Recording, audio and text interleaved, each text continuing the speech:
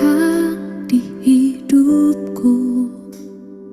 Kau berikan hidup yang baru,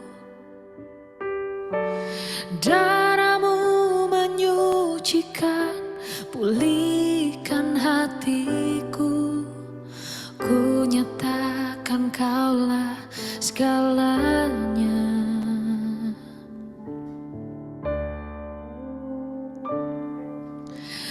Engkaulah sumber pengharapan, kuasa-Mu sanggup menyembuhkan. Jiwaku pun berserah hanya kepadamu, Yesus, Kaulah segalanya. Karena salib-Mu ku hidup, karena salib-Mu ku menang. Engkau yang berkuasa, sanggup untuk melakukan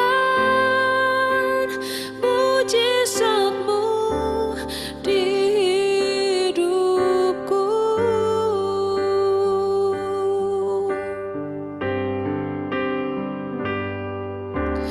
Engkaulah sumber pengharapan, kuasa-Mu sanggup menyembuhkan. Jiwaku pun berserah hanya kepadamu, Yesus, Kaulah segalanya. Karena salib-Mu ku hidup, karena salib-Mu ku menang. Engkau yang berkuasa, sanggup untuk melakukan mujizat-Mu. Karena salib-Mu ku hidup, karena salib-Mu ku menang. Engkau yang berkuasa, sanggup untuk melakukan mujizat-Mu di hidupku.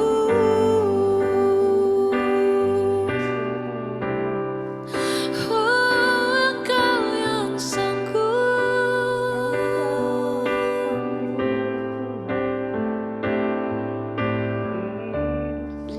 Karena salib-Mu ku hidup, karena salib-Mu ku menang.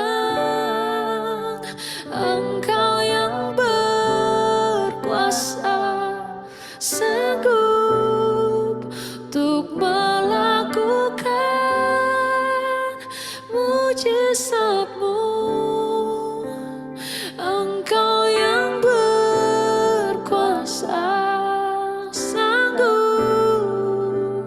Engkau yang berkuasa, sanggup. Engkau yang berkuasa, sanggup untuk melakukan mujizat-Mu di hidupku.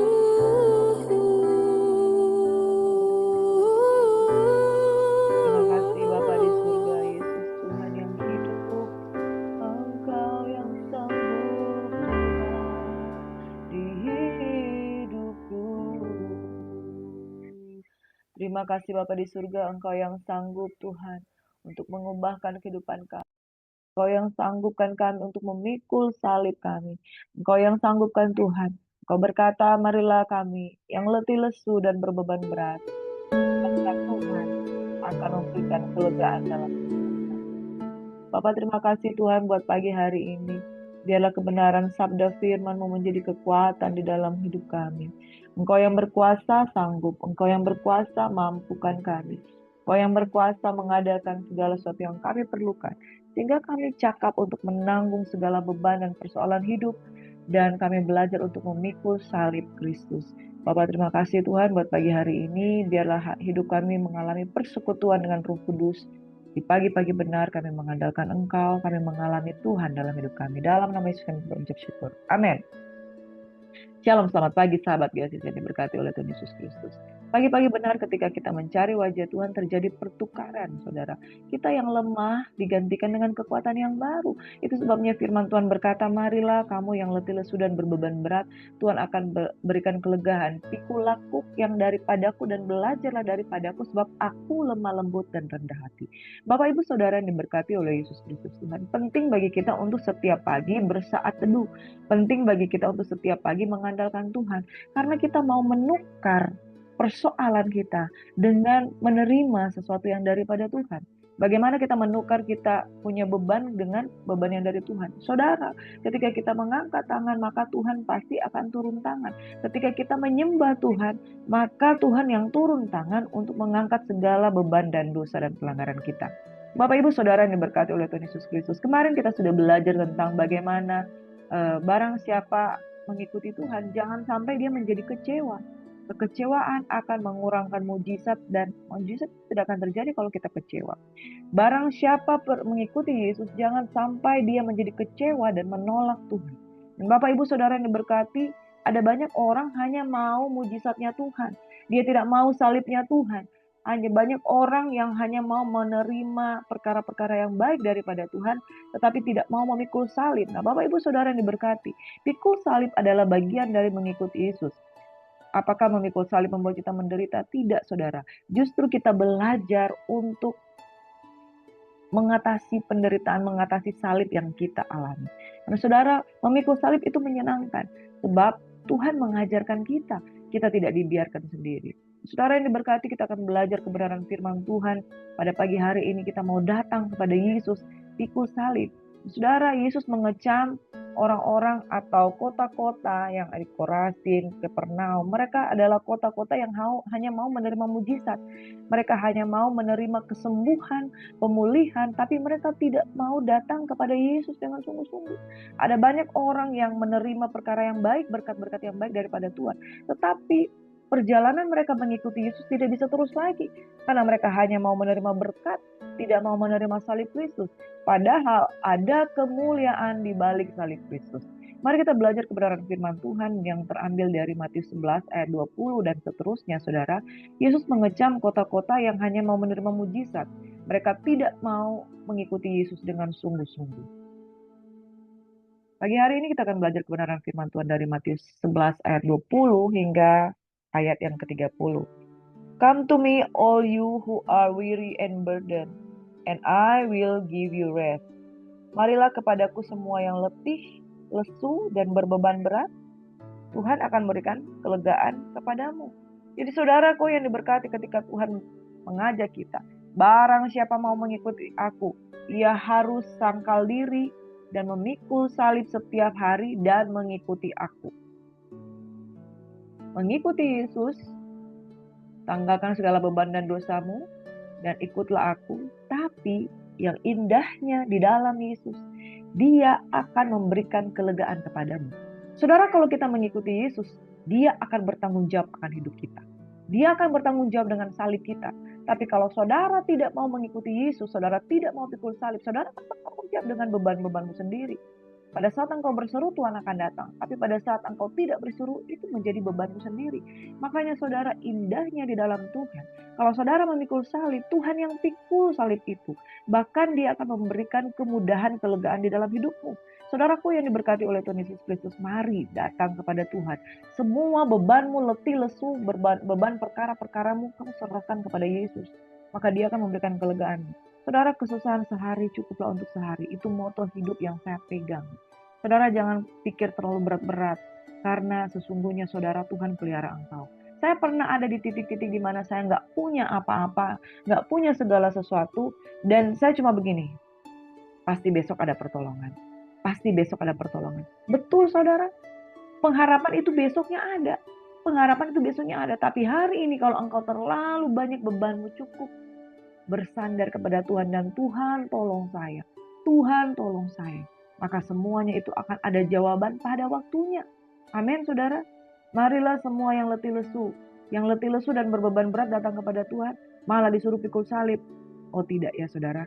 Engkau yang letih lesu dan berbeban berat, Tuhan akan berikan kelegaan kepadamu. Amin. Matius 11 ayat 20 hingga 24.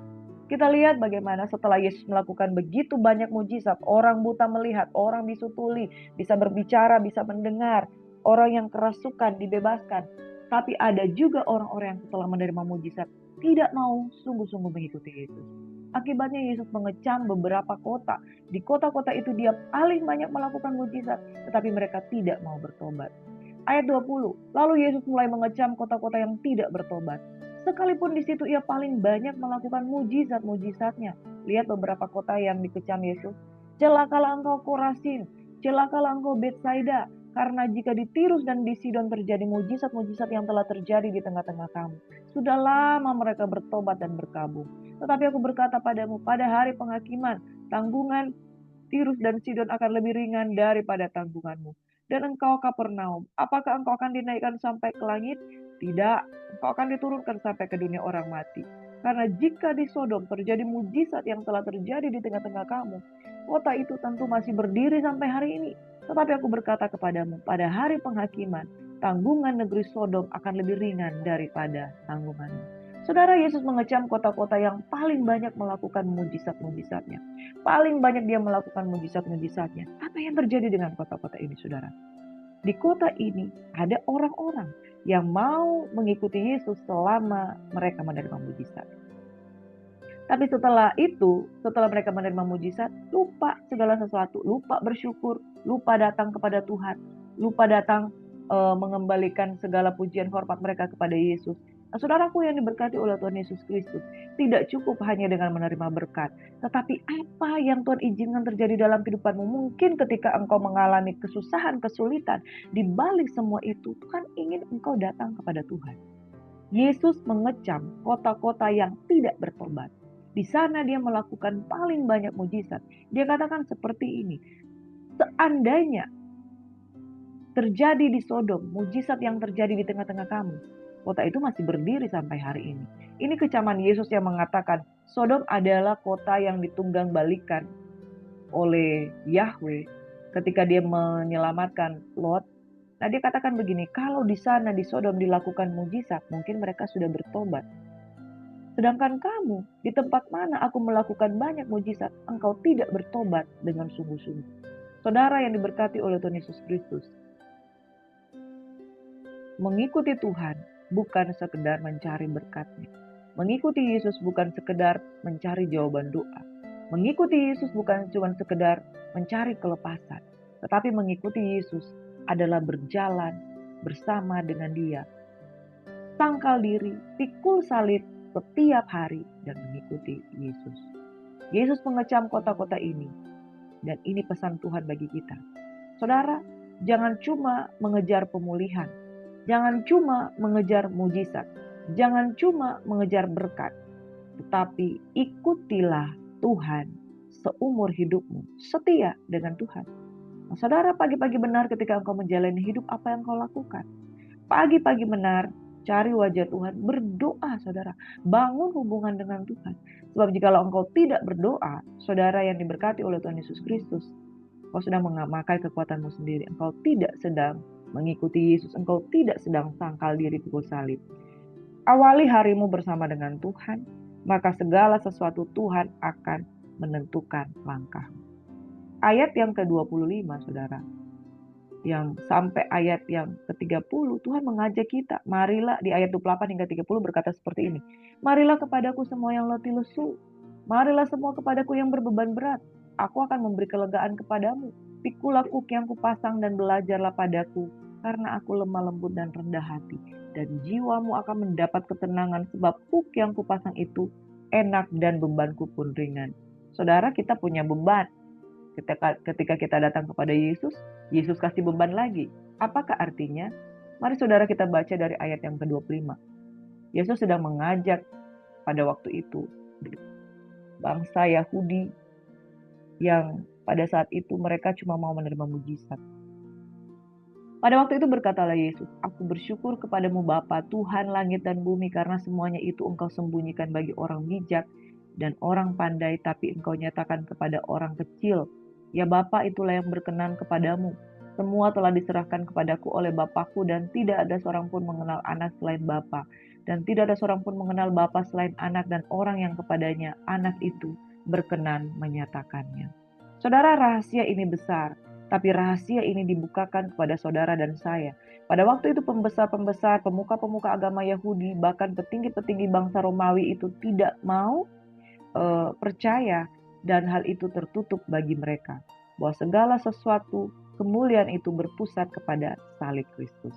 Segala sesuatu kemuliaan itu berpusat pada salib Kristus. Waktu itu Yesus berkata, "Aku bersyukur padamu Bapa, Tuhan langit dan bumi.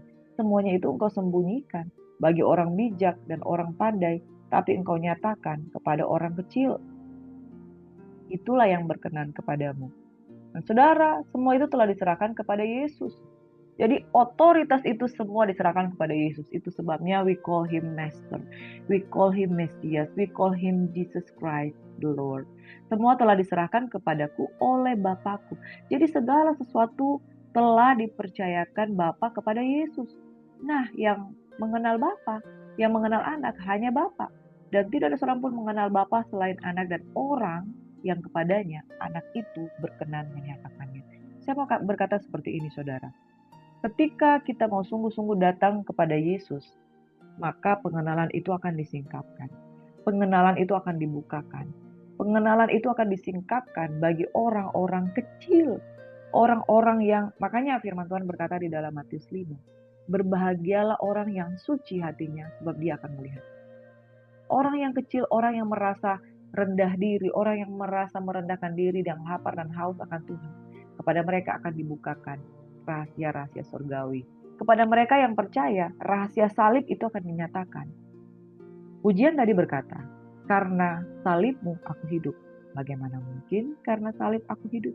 Sedangkan karena salib Yesus mati.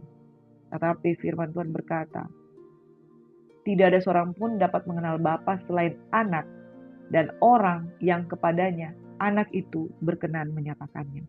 Saudara, rahasia ini besar, tetapi Yesus bersedia menyatakannya kepadamu dan saya. Rahasia ini besar, bahwa kuasa kemuliaan dan kehidupan itu ada di balik salib. Kuasa kemuliaan itu ada di balik pikul salib. Adam dan Hawa tidak mengerti tentang salib karena itu belum dinyatakan kepada mereka. Ketika mereka belajar menyangkal diri, mereka tidak tahu bahwa itu adalah hal yang baik. Sangkal diri itu ketika mereka diperhadapkan dengan pohon-pohon yang ada di taman. Pohon ini boleh kau makan, pohon ini tidak boleh kau makan. Pohon kehidupan itu bebas untuk mereka makan, tapi mereka tidak mencari. Manusia punya kecenderungan melakukan apa yang dilarang. Karena daging ini tidak mau disangka. Saudara coba tes kepada anak-anak saudara, semakin dilarang, semakin mereka pengen bikin. Karena naluri pikul salib itu tidak ada di dalam diri anak-anak kita. Mereka ingin melakukan apa yang dilarang. Semakin dilarang, semakin mereka getol untuk mencarinya. Saudara, kebiasaan menyangkal diri pikul salib itu hanya bisa dilakukan oleh orang-orang yang mengenal Bapa. Dan kepada orang-orang yang dimana anak itu atau Yesus berkenan menyatakannya. Ketika kita berbicara tentang sangkal diri pikul salib, datang kepadaku dan belajar daripadaku, saudara, orang-orang tidak akan banyak mengerti. Mereka berpikir segala penyangkalan diri, segala pikul salib, segala sesuatu berbicara tentang salib Kristus itu menyakitkan. Tetapi bagi orang-orang yang mengenal Bapa, semakin kita menyangkal diri, ada kemuliaan yang semakin hebat yang dinyatakan dalam diri kita. Rahasia ini besar, saudara. Rahasia di balik salib bahwa ada kemuliaan. Bagi orang-orang yang percaya kepada Tuhan, mereka akan melakukannya. Tapi bagi orang-orang yang tidak percaya, sangkal diri, pikul salib, berdoa setiap hari, baca firman Tuhan setiap hari, itu merupakan beban. Saudara, kenalilah Tuhan. Kalau engkau mengatakan engkau mengenal Tuhan, engkau melakukan apa yang Dia perintahkan. Kalau engkau mengatakan engkau mengenal Tuhan, tapi engkau tidak melakukan apa yang Tuhan perintahkan, engkau sama sekali bukanlah anak-anak Allah. Tapi diberkatilah mereka yang mengakui Tuhan sebagai juru selamat dan melakukan apa yang Tuhan perintahkan. Matius 11 ayat 28 hingga 30 berkata, "Mari kepadaku semua yang letih, lesu dan berbeban berat, aku akan memberikan kelegaan kepadamu." Pelajaran pertama dari hari ini yang kita akan belajar adalah percaya kepada Yesus. Tuhan suruh kita datang. Dia akan memberikan kelegaan. Kita datang, tapi kalau kita tidak percaya, kita tidak akan menerima apa-apa. Saudara, Tuhan katakan, "Mari datang padaku yang letih, lesu, dan berbeban berat. Aku akan memberikan kelegaan kepadamu." Tapi ada orang-orang yang mau datang kepada Tuhan tapi tidak mempercayakan bebannya kepada Tuhan. Saya mau berkata kepada anak-anak muda, jangan sangkal beban yang ada padamu. Kadangkala kita pura-pura seolah-olah kita tidak ada beban. Kita sembunyikan dan kita seolah-olah datang kepada Tuhan, seolah-olah kita adalah orang yang paling there is no burden in me, tapi hidupmu menunjukkan engkau punya burden. Ciri-ciri orang yang punya burden, dia itu merasa berat untuk datang kepada Tuhan. Saudara yang diberkati, kalau kita nggak punya burden, kita mau datang kepada Tuhan itu enteng, ringan. Tapi kalau kita mau berdoa beban, baca firman beban, nah saudara sebenarnya sedang tidak meletakkan burden saudara, beban saudara kepada Tuhan. Karena kalau saudara sudah meletakkan kepada Tuhan, kita enteng aja datang. Menyembah Tuhan itu menjadi hal yang mudah. Belajar firman itu menjadi hal yang mudah. Tapi kalau belajar firman Tuhan itu seperti dipaksa-paksa saudara, wah berarti saudara belum menukar bebanmu dengan Tuhan. Ketika Tuhan datang dan berkata, "Sini, bawa sini, aku akan memberikan kelegaan padamu." Itu benar-benar Dia kerjakan. Orang-orang tua, anak-anak muda, kalau engkau percaya deh dengan sungguh-sungguh. Kalau kau nggak mau percaya, ternyata selama ini engkau pikul bebanmu sendiri. Mari, percaya pada Tuhan, Dia akan berikan kelegaan. Lalu yang kedua ketika Tuhan berkata, "Pikulah kuk yang kupasang dan belajarlah padaku, karena aku lemah lembut dan rendah hati, dan jiwamu akan mendapat ketenangan." Hei, datang kepada Tuhan, disuruh lepaskan beban, malah disuruh pikul kuk yang baru. Kita ngerti nggak tentang hal ini? Saudara, kita punya beban, masalah hidup, masalah keuangan, masalah sakit penyakit, masalah kebodohan. Kita bodoh, kita sakit, kita serahkan kepada Tuhan. Sampai kepada Tuhan, Tuhan bilang akan memberikan kelegaan. Dikasih beban baru dalam diri kita. Tapi saudara, belajar untuk taat. Pikul itu kuk yang kupasang. Kuk itu bukan beban. Kuk itu gandar. Kuk itu semacam kuk yang seperti hewan, lembu yang dipasang. Itu untuk menggandeng engkau untuk berjalan bersama dengan Tuhan. Kuk itu bukan beban seperti beban yang kita miliki. Nah saudara, kuk itu adalah pengait untuk kita berjalan dengan Tuhan. Kalau saudara pelajari, kuk itu sebenarnya adalah kayu besar yang biasanya dibentuk demikian rupa untuk ditaruh di bagian pundak hewan. Jadi biasanya itu ada lembu berpasangan. Nah, kuk ini berbicara tentang kuk yang ditaruh di lembu untuk bisa dikendalikan. Biasanya lembu itu ada satu atau dua, atau di tempat-tempat tertentu lembunya bisa lebih dari satu. Nah, kuk ini dipasang di sini untuk mengekang leher. Setelah dikekang lehernya, itu di belakang ada setirnya. Jadi ketika kuk ditaruh di sini, kita akan disetir. Entah kita akan ada lembu yang 2 ekor yang bisa berjalan bersama, atau bisa aja satu. Tetapi yang mengendalikan adalah pengendara yang di belakang. Jadi kuk ini ditaruh di lembu, kemudian lembu itu akan digerakkan untuk kemudian dia mengolah lahan kebun yang akan dikelola. Jadi saudara, kuk itu berbicara tentang setir. Jadikan dirimu disetir oleh Tuhan. Datang nih kepada Tuhan, Tuhan akan berikan kelegaan. Lalu pikulah kuk yang kupasang. Jadi kamu mau disetir oleh Tuhan. Nah, prinsip ini yang orang-orang mau datang mengikuti Yesus, mereka mau menyetir Tuhan. Saudara berbalik, kita itu yang disetir Tuhan. Pikulah kuk yang kupasang dan belajarlah padaku karena aku lemah lembut dan rendah hati dan jiwamu akan mendapat ketenangan. Sebab kuk yang kupasang itu enak dan bebanku pun itu ringan. Saudara datang dengan letih lesu dan berbeban berat, saudara datang kepada Tuhan, engkau menyerahkan masalahmu dan bilang aku akan berikan kelegaan.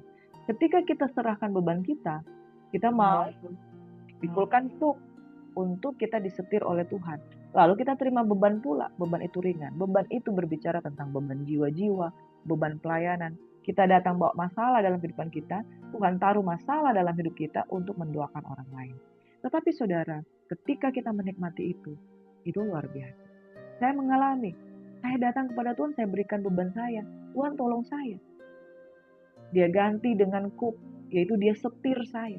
Tetapi disetir Tuhan, itu saudara luar biasa indahnya, luar biasa enaknya. Keinginan kita itu digantikan dengan keinginan Tuhan.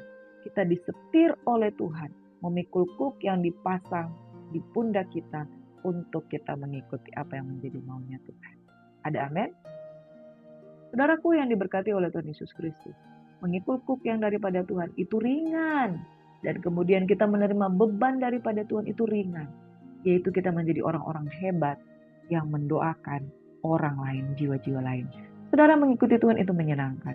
Tapi kalau kita tidak mengenal, sebagaimana anak akan menyatakan kepada orang yang berkenan ia nyatakan, saudara kita akan menjadi orang bodoh yang tidak tahu apa-apa. Tapi kalau Tuhan berkenan menyatakannya, engkau adalah orang yang paling hebat. Saudara mau pikul salib? Ayo pikul salib. Karena di balik salib ada kemuliaan. Come to me, all who are weary and burdened, and I will give you rest. Dan whoever believes in me will not be disappointed. Semua orang yang percaya kepadanya tidak akan dipermalukan. Semua orang yang percaya kepada nama Yesus tidak akan dibiarkan. Amin. Yang terakhir kita baca firman Tuhan dari Lukas 9 ayat 23. Katanya kepada mereka semua, setiap orang yang mau mengikut aku, ia harus menyangkal dirinya, memikul salibnya setiap hari, dan mengikut aku. Saudara, jangan anti dengan salib, tetapi di balik salib ada kemuliaan. Kalau saudara taat dengan Tuhan, maka saudara akan melihat kemuliaan Tuhan. Karena Yesus sudah memberikan teladan, maka kita juga belajar dari teladan Yesus Kristus. Dan dia dalam keadaannya yang sebagai manusia, walau dalam kesetaraan dengan Allah, tidak mempertahankan miliknya sebagai hal yang harus dipertahankan, melainkan telah merendahkan dirinya, bahkan taat sampai mati di kayu salib. Oleh karena itu, kepadanya dikaruniakan nama di atas segala nama, supaya barang siapa berseru kepada nama Yesus, ia akan beroleh selamat. Saudara, cintailah Kristus, cintailah salib Yesus, di balik salib ada kemuliaan. Amin. Mari berdoa. Ulurkan tanganmu di hadapan Tuhan. Bapa, diberkatilah tangan-tangan yang terangkat di hadapan Tuhan. Yang mungkin tidak mengenal salib Yesus, tidak mengenal Bapa di surga, tidak mengenal Yesus. Tetapi Tuhan akan menyatakan dirinya kepada orang yang ia berkenan untuk menyatakannya.